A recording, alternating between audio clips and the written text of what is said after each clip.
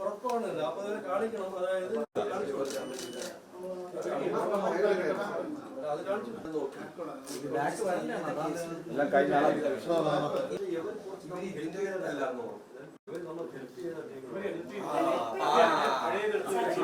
ഇതിന്റെ കൂട്ടത്തില് ഞാൻ പക്ഷെ അത് വെരിഫൈ ചെയ്തു. നമ്മുടെ കേസിൽ അല്ലാന്ന് മനസ്സിലായി. തിരിച്ചു വരുമെന്ന് സംശയമുണ്ട്. മുഴുവൻ കാര്യമാണ് സാക്ഷി. എന്താ പറയുന്ന ഈ അന്വേഷണം ഇങ്ങനെ എൻ്റെ മനസ്സിൽ നിന്ന് വഴിമുട്ടി നിൽക്കുന്നു എന്നുള്ള എനിക്ക് ഭയങ്കര പേടിയാണ്. ബാക്കി എനിക്ക് കൂടുതൽ പൊളിറ്റിക്സും കാര്യങ്ങളൊന്നും അറിഞ്ഞുകൂടല്ലോ. എവിടെ വഴിമുട്ടി നിൽക്കുന്നത്? പോലീസ് കേസും അന്വേഷിക്കുന്ന പോലീസ് കേസും ഇപ്പോൾ നിർത്തിയതുപോലെയാണ്. CBI എങ്ങും എത്തുന്നില്ല. അപ്പോൾ എനിക്ക് എവിടെയെങ്കിലും പോയി അവലാദികൾ പറയണമല്ലോ. എന്നെ സഹായിച്ചവരല്ല, എന്നെ സഹായിക്കുമെന്ന് ഉറപ്പുള്ളയിടത്ത് എനിക്ക് പോകണം. അതിൽ ഇത്രയും നാൾ രാഷ്ട്രീയപരമായിട്ടോ അല്ല ഒരു രീതിയിലും ചിന്തിക്കാതെ എന്നെ സഹായിച്ചവരെ കുറച്ചവരുണ്ടായിരുന്നു.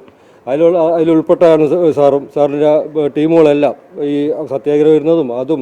അത് ഇന്നലെ രാജീവ് സാറിനെ കണ്ടു, അതിനു മുമ്പ് വേറെ കണ്ടു, പല രാഷ്ട്രീയ കക്ഷികളെയും കണ്ടു, എല്ലാവരെയും കണ്ടു. പക്ഷേ എനിക്ക് വിശ്വാസമുള്ളവരടുത്ത് എനിക്ക് പോകണം. എനിക്ക് ഇപ്പോൾ ഇങ്ങോട്ട് കയറി വരാൻ എനിക്ക് വിശ്വാസം ഉള്ളതുകൊണ്ട് മാത്രമാണ് ഞാൻ കയറി വന്നത്.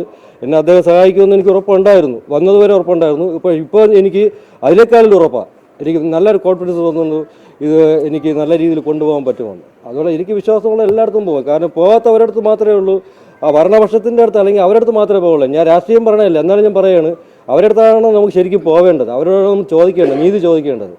പോയി കഴിഞ്ഞാൽ ഏത് സ്ഥിതിയാവുമെന്ന് ഞാൻ പറയാതെ നിങ്ങൾക്ക് എല്ലാവർക്കും മതി. അതുകൊണ്ടാണ് ഞാൻ അങ്ങോട്ട് പോകാതെ എനിക്ക് ഒരു ലാഭവും യാതൊരു ലാഭവും ഇല്ലാതെ നോക്കുന്ന ആൾക്കാരുടെ അടുത്ത് വരാൻ തോന്നിയതുകൊണ്ടാണ്. അങ്ങനത്തെ ആൾക്കാർ ഇനിയും വരും, എന്നെ സഹായിക്കുമെന്നുള്ള ഉറപ്പുള്ളിടത്തോളം കാലം വരും. അദ്ദേഹം ഇപ്പോൾ സഹായിക്കുമെന്നുള്ള 100% എനിക്ക് ഉറപ്പാണ് അദ്ദേഹം സഹായിക്കുമെന്ന്.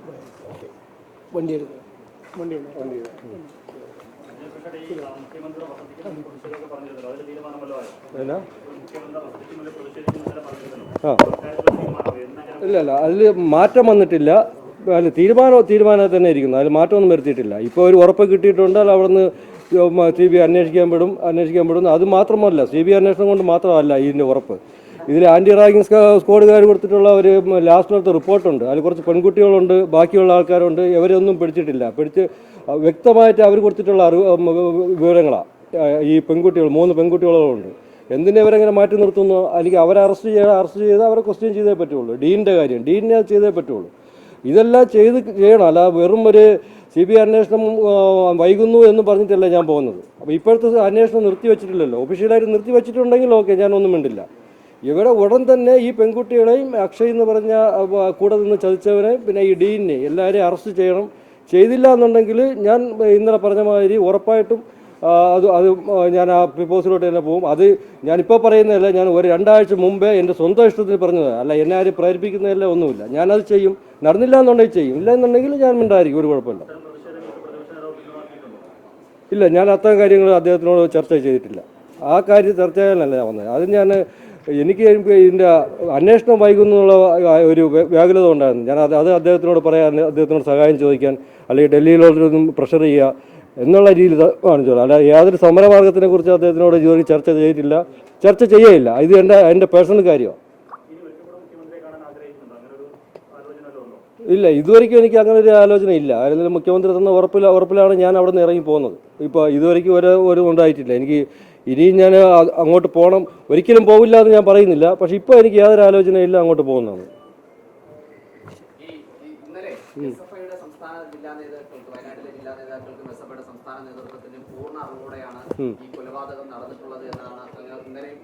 അതെ അതെ അതെ.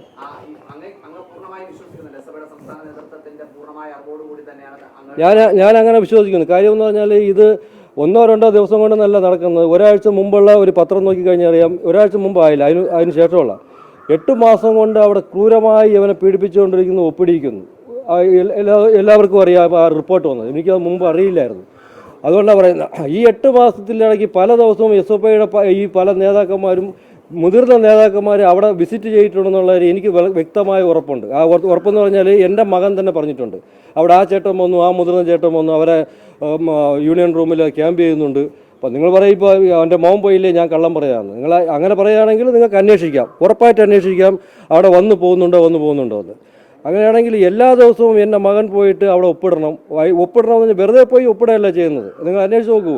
അവിടെ പോയിട്ട് വിവസ്ത്രരായി നിൽക്കണം, ചിലപ്പോൾ മുട്ടിലഴിഞ്ഞ് വേണം ഒപ്പിടാനായിട്ട്. അതാണ് അവരുടെ രീതി, അതാണ് അവരുടെ കോടതി.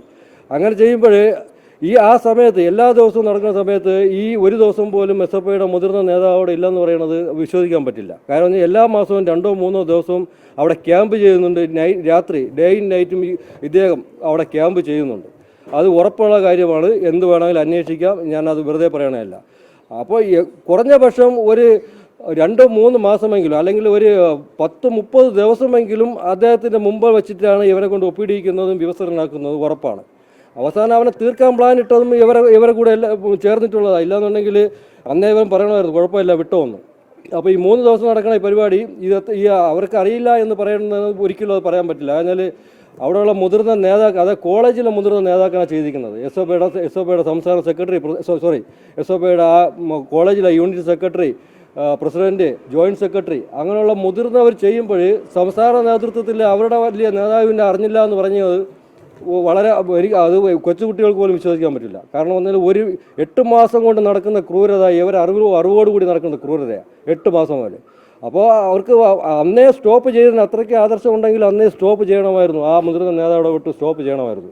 പിന്നെ അവിടുത്തെ ലോക്കൽ അവർക്കും എല്ലാവർക്കും അറിയാം, എല്ലാവർക്കും അറിയാം അവിടെ നടക്കുന്ന കാര്യങ്ങളും നടന്ന കാര്യങ്ങളും ഇപ്പം നടന്നുകൊണ്ടിരിക്കുന്ന കാര്യങ്ങളും എല്ലാവർക്കും അറിയാം.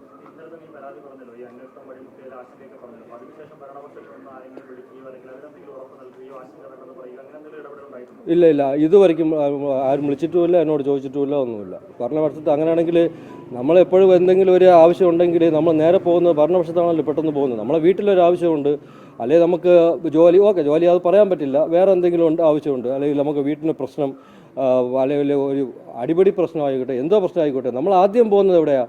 പോലീസ് സ്റ്റേഷനിൽ പോകും. അത് നടന്നില്ലെങ്കിൽ ഭരിക്കുന്നവരടുത്ത് പോകും. ഭരണപക്ഷത്തിൻ്റെ ആൾക്കാരാണല്ലോ നമ്മളെ സംരക്ഷിക്കേണ്ടത്, അല്ല ബാക്കിയുള്ളവരല്ല ശരിക്കും സംരക്ഷിക്കേണ്ടത്. ഭരണപക്ഷത്തുള്ള ആദ്യം സംരക്ഷിക്കണം. ഞാൻ എന്തുകൊണ്ടാണ് അങ്ങ് പോകാത്തത്? അങ്ങ് ഞാൻ പോയി കഴിഞ്ഞാൽ എൻ്റെ മകൻ കൊണ്ട് തല കൊണ്ട് വെച്ചു കൊടുത്ത പോലെ ഞാനും കൊണ്ട് തല കൊണ്ട് വെച്ചു കൊടുക്കേണ്ടി വരും.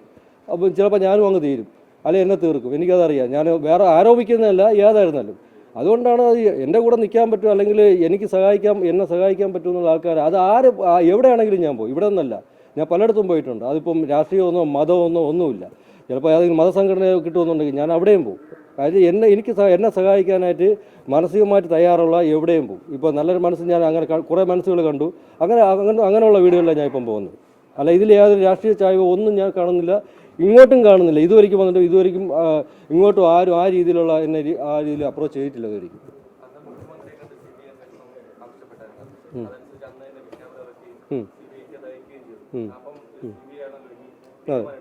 CBI ആണ് തീരുമാനം എടുക്കേണ്ടത്. പക്ഷേ CBSE തീരുമാനം എടുക്കണമെങ്കിൽ ബാക്കി ഈ നിയമവശമായിട്ടുള്ള കൂടുതൽ കാര്യങ്ങൾ എനിക്കറിയില്ല. പക്ഷേ ഇവിടെ നിന്ന് ഗവൺമെൻറ്റിൻ്റെ ഭാഗത്തുനിന്ന് അവർക്ക് CBI അന്വേഷിക്കാൻ വേണ്ടിയിട്ട് അവർക്ക് അത് ഓർഡർ കൊടുക്കണമെന്ന് പറയുന്നു, എന്തോ ട്രാൻസ്ലേറ്റ് ചെയ്ത് കൊടുക്കണമെന്ന് പറയുന്നു. വെറുതെ ഒരു വിജ്ഞാപനം ഇറക്കിക്കൊണ്ട് മാത്രം ആയിട്ടില്ല എന്നാണ് പറയുന്നത്.